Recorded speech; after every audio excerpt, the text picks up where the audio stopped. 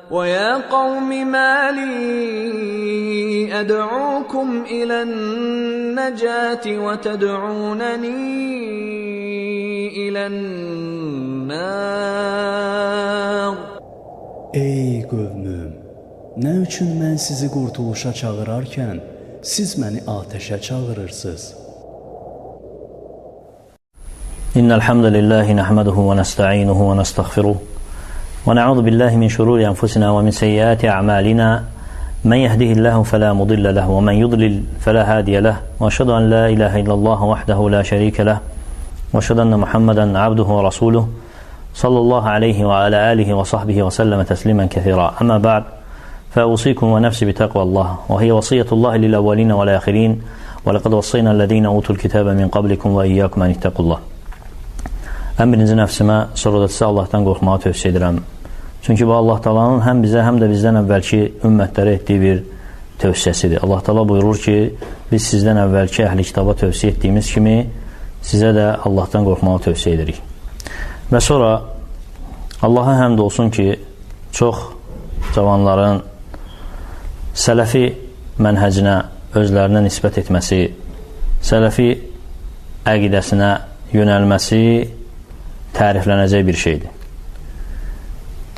Və bəzi hizbilçilikdən də sələfiliyə meyl edən insanların olmasını nəzərə alaraq və onlardan da sələfilik mənhəci haqda, sələfilik haqda verdikləri sualı nəzərə alaraq sələfiliyə aparan yol haqda bəzi sələfi şeyxlərin cəm etdiyi və insanlara tövsiyə etdiyi bir xırda bir, müxtəsər bir məqaləni nəzərinizə çatdırırım.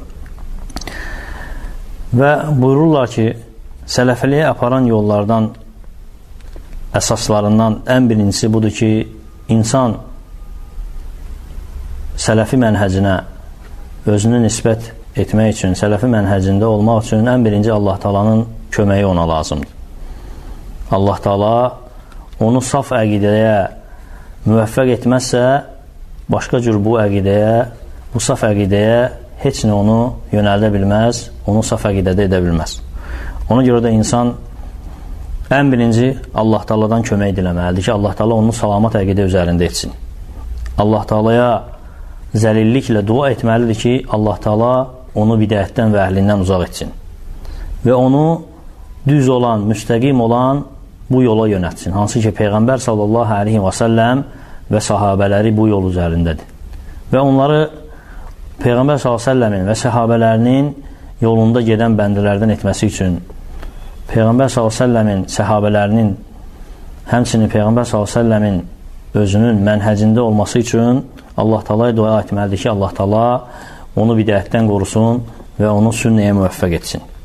Və Peyğəmbər sallallahu aleyhi və səlləmin sünnətində və hədislərində bu haqda çoxsaylı dualar varid olmuşdur.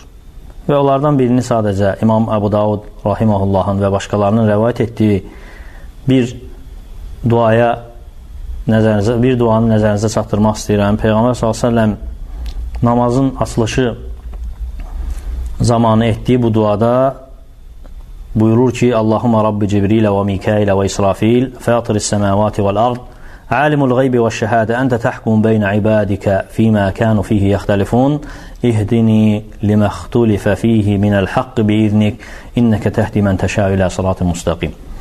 Buyurur ki, Peyğəmbər s.ə.v duasında Allahım, Cəbrailin Rəbbi, Mikailin və İsrafilin Rəbbi, yeri və göyü yoxdan xəlq edən, gizlini və aşkarı bilən, sən bəndələrin arasında olan ixtilafda hökm edənsən.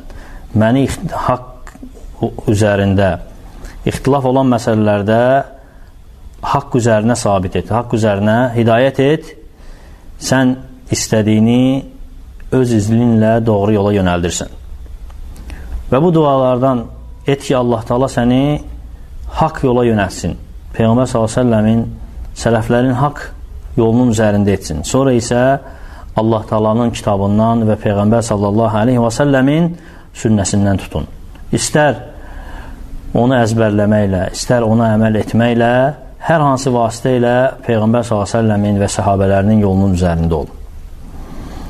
Və alimlərin verdiyi tövsiyələrdən biri də sələfi əqidəsinə, sələfi mənhəcində sabit olmağını istəyirsənsə, daima sələf əqidəsi ilə məşhur olan, salamat əqidə ilə məşhur olan alimlərin ətrafında ol və ya elm tələbələrinin ətrafında ol. O kəslər ki, ancaq haqla danışıb, haqqa dəvət edirlər.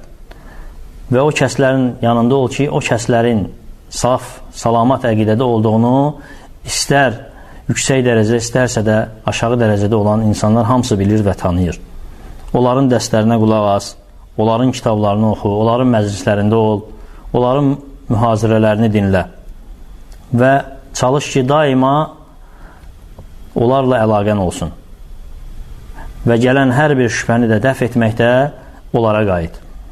Həmçinin buyurur ki, alimlər, o kəslər ki, sələfi mənhəcindən uzaqdılar və o kəslər ki, sələfi mənhəcinə düşmən kəsiliblər və bununla da tanınıblar, baxmayaraq özlərinə alim desələr də və ya elm tələbələri desələr də, o kəslərə qulaq asmaqdan uzaq ol. O kəsləri tərk et. Çünki onlar fitnə yaymaqla məşhurlaşıblar, əhl-i sünnəni parçalamaqla məşhurlaşıblar.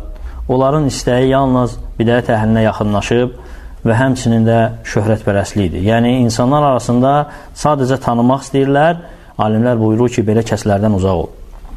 Və həmçinin buyurublar ki, elm tələb etməyə həris ol. Elm tələb etmək, əgər sələfi olmaq istəyirsənsə, sələfi mənhəci, haqq mənhəc üzərində olmaq istəyirsənsə, elm tələb etməyə həris ol. Ona görə də elmi düzgün əqidə ilə, düzgün əqidəni, düzgün dərk etməni başa düşmək istəyirsənsə, elm tələb et və bax hansı kitablardan tələb edirsən. Və bax ki, bu elmi kimdən götürürsən? Çünki Muhammed ibn Sirin rahimehullah buyurur ki, bu din, bu elm sizin dininizdir. Baxın, dininizi kimdən götürürsünüz. Ona görə də bu elmdə məşhur olan, saf əqidədə məşhur olan alimlərin kitablarına qayıt. Elmi ondan götür. Məsəl üçün, Şeyxülislam İbn Teymiyyə rahimehullahın kitabına və ya tələbəsi İbn Qayyim Əl-Cəvziyyə rahimehullahın kitablarına, həmçinin Şeyxülislam Muhammed ibn Abdülvahhab rahimehullah və digər elmdə məşhur olan alimlərin kitablarına qayıt və elmi də oradan tələb et. Və həris ol ki, bu kitabları sələfi bir şeyxə oxuyasan. Özün oxuyub başa düşməyə çalışma. Həris ol ki, bu kitabları sələfi olan bir şeyxə və ya elm tələbəsinə oxuyasan. Ona görə də mütəqəddim alimlərin kitablarına da nəzər sal. Öz mənhəclərini, öz etiqadlarını bəyan edən kitabları oxu.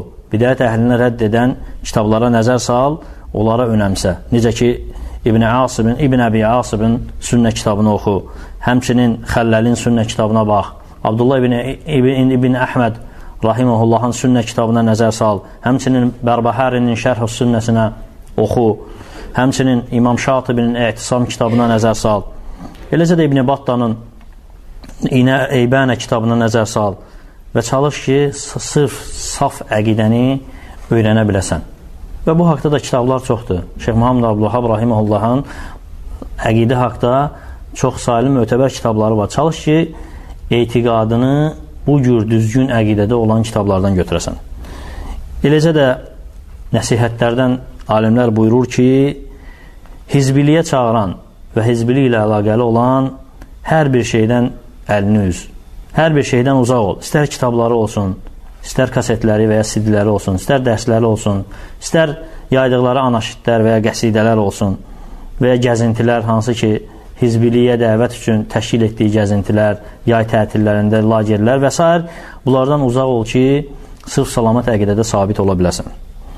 Və qəlbin də bu şübhələrə düşməsin. Yəni, qəlbin maçalka kimi nə gördü, çəkməsin özünə. Necə ki, maçalka suyu özünə çəkir, eləcə də qəlbin bu şübhələri, bu bidətləri özünə çəkməsin, qəlbin salamat qalsın deyə bu kimi hizbilərlə bağlı olan hər bir şeydən əlini üz. Həmçinin alimlər buyurur ki, sənə bu dünyada salamat əqidədə olan sələf alimlərinin, sələfi elm tələbələrinin ətrafında olmaq kifayət edər. Eləcə də valideynlərə yaxşı davranmağın, ailəvə xidmət etməyin, cəmiyyətdə bir dəstə sələfi saf əqidədə olan insanların sənin yanında olmağı sənə kifayətdir. Əgər Allah Taala'nın dininə dəvət etmək istəsən, onda sələf alimlərinin kitabları, dərsləri ilə dəvət et. Və bil ki, tam yetişməmiş ortaya çıxmaq özü böyük bir bədbəxtçilikdir. Yəni, elmə nail olmamış şöhrət üçün və ya hər hansı bir məqsəd üçün özünü ortaya atma. Tam yetişməmiş, özünü ortaya atma. Çünki insanın bu məsələlərdə yetişib yetişməməyini ancaq alimlər bilir. Ancaq alimlər təyin edir. Ona görə də özün üçün sələfi bir kitabxana ayır. Təfsir kitablarından, əqidə kitablarından, hədis kitablarından o kitabxananda olsun ki, hər zaman salamat əqidəli kitablardan istifadə edə biləsən. Və fikir kitablarından, eləcə də fəlsəfə kitablarından uzaq ol. Fikir kitablarını tərk et. Necə ki, Seyyid Qutubun və ya Muhammed Qutubun kitablarından uzaq ol. Bu kitablar ancaq səni şübhəyə və zəlalətə aparır. Ona görə də mütəqəddim alimlərin kitablarına üstünlük verir. Həmçinin də müasir alimlər, hansı ki, sələflikdə məşhurdular və salamat əqidədə məşhurdular, onların kitablarına üstünlük verir. Eləcə də hakimlərə qarşı danışan və ya hakimlərə qarşı danışmaqda məşhur olan və fitnə yaymaqla məşhur olan insanlardan uzaq ol. Bil ki, onlar sənə münkəri inkar etmək, yaxşılığa çağırıb pislikdən çəkindirməklə özlərini göstərsələr də, əslində onların fikirləri hizbi fikirlərdir. Əslində onların hizbi fikirlərdir və şəriətdən heç bir əsası yoxdur. Və iddia etdikləri də yaxşılığa əmr etmək və pislikdən çəkindirmək də bir pərdədir. Eləcə də cihada kömək etmək kimi özlərini göstərməsi də özü də bir oyundur. Çünki onların cihadına baxsan, alimlər buyurur ki, onların cihadı həruri cihadı kimidir. Əhl-i sünnənin qaydalarına uyğun etmədikləri bir şeydir. Və bunlar hamısı pərdədir. Ona görə də bütün onların hamısından əlini üz, o kəslərdən uzaq ol. Və buyurur ki, alimlər, çünki nədir səbəb? Onlarla oturmağın, durmağın sənin bu şübhəyə düşməyə əsas səbəblərindən biridir. Və onların fikirlərinə nəzər salsan, bunu açıq aydın görərsən. Görərsən ki, insanlar var ki, rafizlərin təkfirindən danışır və hakimlərə iddialar edirlər ki, siz onları ölkədən çıxarmırsınız, siz onlara belə-belə etmirsiniz, lakin həmin insana gəlib soruşanda ki, sən belə deyirsənsə, bəs səhabəyə tən edən Seyyid Qutub haqqında nə deyirsən? Hansı ki, səhabələrə tən etməklə məşhurlaşıb öz kitablarında. Həmçinin də səhabələrin içindən Muaviyyə radiyallahu anhə tən etməklə məşhurdur bu insan. Ona görə də Muaviyyə radiyallahu anhə tən edənlərin əksəriyyətini bu fikri Seyyid Qutubdan götürüb. Bu fikir Seyyid Qutubdan götürüb. Görsən ki, insan Muaviyyə tən edir, bil ki, o bidətçidir. Səhabəyə tən etmək ancaq bidət əhlinin yoludur. Ondan soruşsan ki, yaxşı Seyyid Qutub səhabə haqqında belə tən edir. Görəcəksən ki, mızıldanıb bəhanələr axtarır. Və cürbəcür bəhanələr gətirir ki, Seyyid Qutubu bundan uzaqdır, Seyyid Qutub siyasət işlədir və s. Bu fikirlər siyasi rəddi, dəvətin məsləhəti üçün bil ki, onun danışdıqları bu şey boş şeydir. Əslində, pərdə arxasında hizbiçiliyə dəvətdir. Həmçinin görərsən ki, bəzi günahlar, şək yoxdur ki, bu günahlar əzəmətli günahlardır. Onlardan danışır və ya televizordan danışır, televizorda olan fitnədən, fəsaddan danışır. Lakin o hizbi dəstələr görürsən ki, özləri müsəlmanları ələ salmaq üçün öz yay tətillərində düzətdiyi gəzintilərdə, lagerlərdə teatrlar özləri düzəldir. Və deyəndə ki, yaxşı, belə deyirsiniz, özünüz isə teatrlar düzəlir, müsəlmanlara ələ salsınız, Sudanlı, Yəmənli və s. Və özünüz də gülürsünüz buna və danışanda görəcəksən ki, bəhanə axtarır və deyir ki, bunlar hamısı dəvətin məsləhəti üçündür. Ona görə də bu gəzintilərdən, bu hizbi yığıncaqlardan uzaq ol. Orada olan əmrlərə beyyət etməkdən uzaq ol. Bil ki, müsəlmanın boynunda bir beyyət olur. O da müsəlman hakimə edilən beyyət. Həmçinin alimlər buyurur ki, hizbilərlə münaqişə etməkdən çəkin. Onlarla heç vaxt münaqişəyə girmə.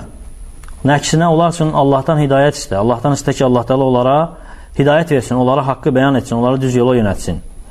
Ona görə də diqqət et, nə badə onların məclislərində oturasan və onların batinlərini dinləyəsən. Çünki Peyğəmbər sallallahu aleyhi və səlləm Əbu Hureyranın rəvayət etdiyi hədisdə buyurub ki, səyəkunu fi əxiri ümməti nəsun yuhaddithunakum bima lam təsma'u antum və la abaukum. Buyurur ki, axır zamanda ümmətimdə insanlar olacaq ki, sizin və atalarınızın eşitmədiyi bir şeyləri danışacaq. Fəiyyəkum və iyyahum. Yəni, diqqət edin, çəkin onlardan, siz özünüzə, onlar da özlərinə olsun. Həmçinin Peyğəmbər sallallahu aleyhi və səlləm başqa bir hədisdə buyurur ki, mən səmiyə bid-Dəccal ən yunədə, ən yənəə ənhu. Kim Dəccala eşidərsə, ondan uzaq olsun. Və İbn Abbas radiyallahu anhu buyurur ki, lə tücəlisu əhlül əhva. Bidət əhli ilə oturmayın. Fə innə mücələsətuhum mumarridatun lil-qulub. Çünki onlarla oturmaq qəlbi xəstələndirər. Həmçinin alimlər buyurur ki, əgər hizbiliyin həqiqətliyini bilmək istəyirsənsə, onlarla oturmadan onların kitablarını nəzər salsan, bunu açıq aydın görərsən. Onların bəzi kitabları, bəzi dərsləri var ki, hansı ki, bəzi hizbilər özləri də gizlədirlər onu.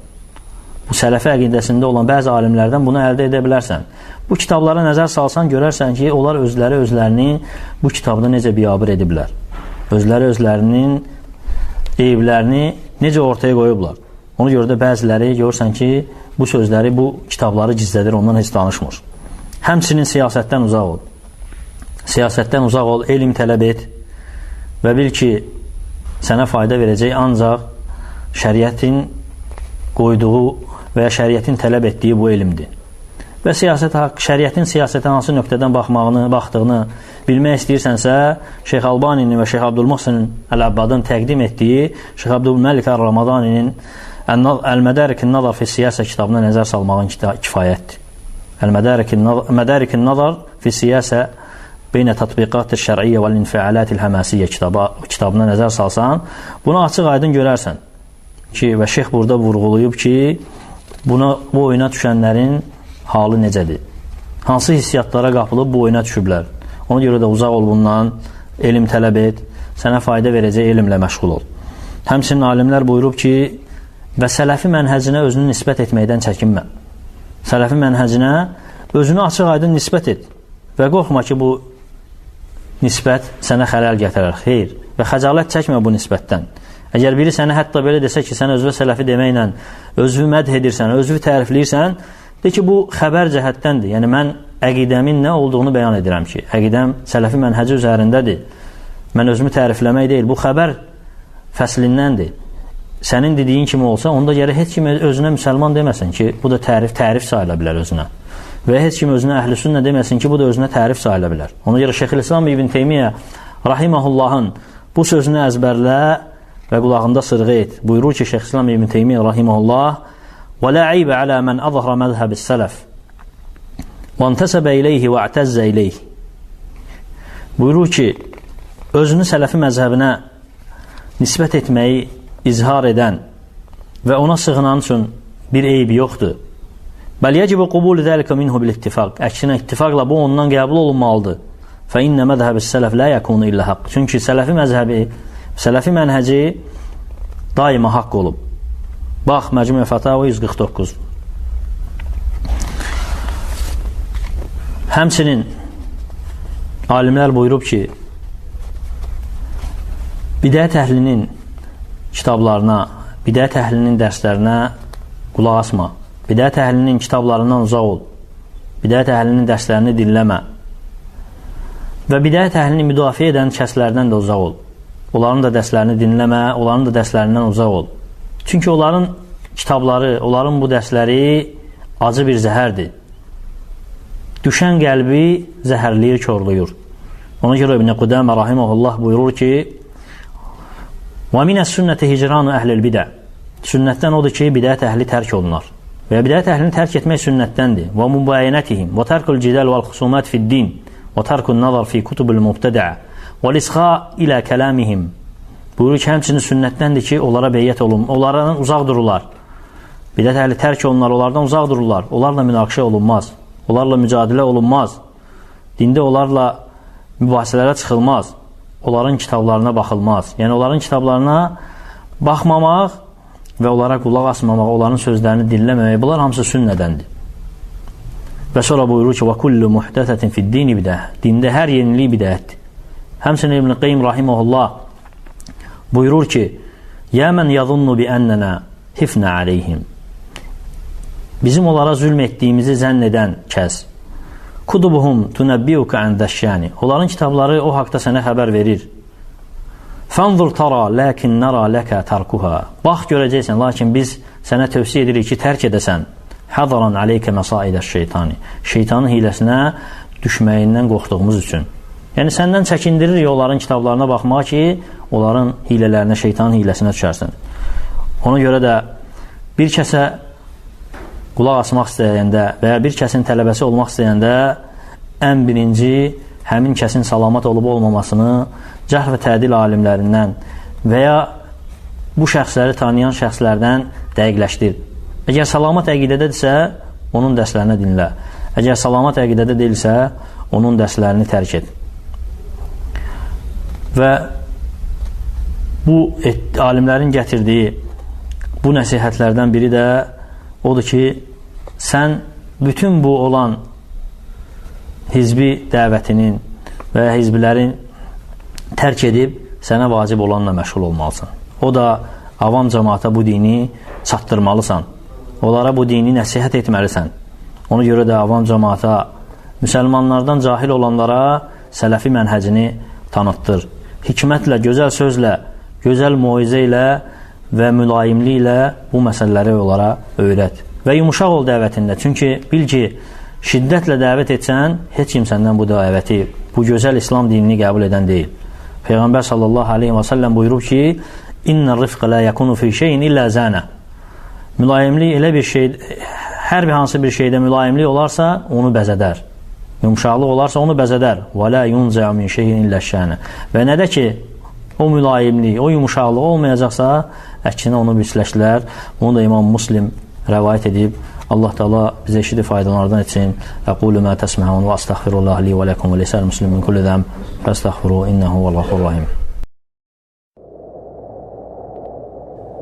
Ey qövmüm, nə üçün mən sizi qurtuluşa çağırarkən siz məni atəşə çağırırsınız? Siz məni Allaha nankorluq etməyə və haqqında heç bir bilgim olmayan şeyləri ona şərik qoşmağa çağırırsınız. Mən isə sizi o qüdrətli və çox bağışlayan Allaha çağırıram. Şübhəsiz ki, məni istahiş etməyə çağırdığınız şeylərin nə bu dünyada, nə də axirətdə çağrı haqqı vardır. Dönüşümüz Allahadır. Həddini aşanlar isə atəş əhlidirlər. Mənim sizə dediklərimi tezliklə xatırlayacaqsınız. Mən öz işimi Allaha həvalə edirəm. Şübhəsiz ki, Allah öz qullarını görür.